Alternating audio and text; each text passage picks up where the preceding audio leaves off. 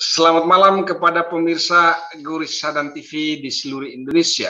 Guris Sadan TV membaca Indonesia dengan 3 metode pemikiran. Metode pemikiran kritis, metode pemikiran analitis, dan metode pemikiran reflektif.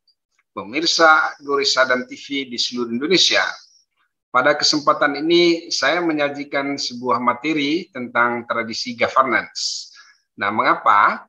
Karena kita di Indonesia sejauh ini tentu saja mengalami banyak problem terkait dengan pengelolaan pemerintahan, ya. Ada 4 problem yang serius di dalam pengelolaan pemerintahan kita, yaitu problem kemiskinan, kemudian problem korupsi, kemudian juga problem birokrasi yang berjalan lambat, ya.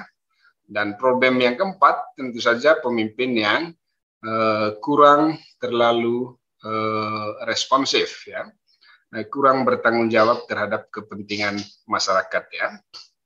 Nah, mari pemirsa Guris Sadan TV di seluruh Indonesia untuk mencermati bagaimana tradisi governance bekerja di dalam mengatur dan mengurus pemerintahannya. Nah, tradisi governance itu sangat menentukan bagaimana sebuah pemerintahan itu bisa diatur dan bisa diurus, ya. Oleh Plato, tradisi governance ini disebut dengan istilah cara mendisiplinkan pemerintah, ya. Atau oleh Aristoteles disebut dengan cara untuk mengatur aktivitas pemerintah, ya. Nah, ada 4 aspek yang menentukan dalam tradisi governance, antara lain adalah yang pertama itu persamaan politik atau political equality. Kemudian yang kedua adalah kepemimpinan yang responsif. Yang ketiga adalah partisipasi politik masyarakat. Dan yang keempat adalah kultur demokrasi. Nah, kita mulai dengan mengulas bagaimana persamaan politik di Indonesia bisa dicapai, ya. Sebagaimana kita ketahui bahwa formasi pembentukan negara kita melalui 4 tahap, yaitu mulai dari masyarakat tribalisme, masyarakat monarkisme, masyarakat paternalisme, dan kemudian baru menjadi negara modern, ya. Ketika negara kita merdeka, ikatan-ikatan tribalisme atau kesukuan, monarkisme atau kerajaan, dan ikatan paternalisme masih sangat kuat, sehingga kita mengalami kesulitan untuk menciptakan persamaan politik yang lebih adil. Di banyak tempat di Indonesia misalnya, masih banyak masyarakat yang memiliki hak istimewa, yaitu hak politik yang melekat berdasarkan sejarah di masa lalu, ya. Misalnya hak kelompok-kelompok bangsawan, ya, yang menduduki status sosial paling tinggi di dalam masyarakat. Kedua, terkait dengan kepemimpinan yang responsif.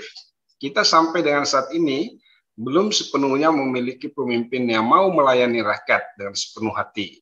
Masih banyak kepala daerah yang bermental bos, mau dilayani ketimbang melayani. Ketiga, partisipasi politik masyarakat dalam pemerintahan. Di banyak daerah, masih banyak pemerintah daerah yang mempersulit akses dan keterlibatan masyarakat dalam penyelenggaraan pemerintahan. Misalnya ada beberapa produk legislasi daerah yang tidak melibatkan partisipasi masyarakat. Keempat adalah kultur demokrasi. Nah, kultur demokrasi terkait dengan mekanisme yang bisa ditempuh oleh masyarakat dalam menyelesaikan persoalan. Masih banyak masyarakat yang belum menggunakan cara yang demokratis dalam menyelesaikan persoalan.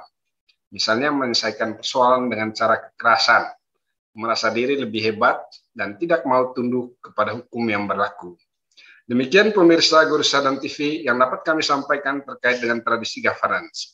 Semoga materi singkat ini dapat membantu Anda untuk melihat bagaimana mengatur dan mengurus pemerintahan dengan benar.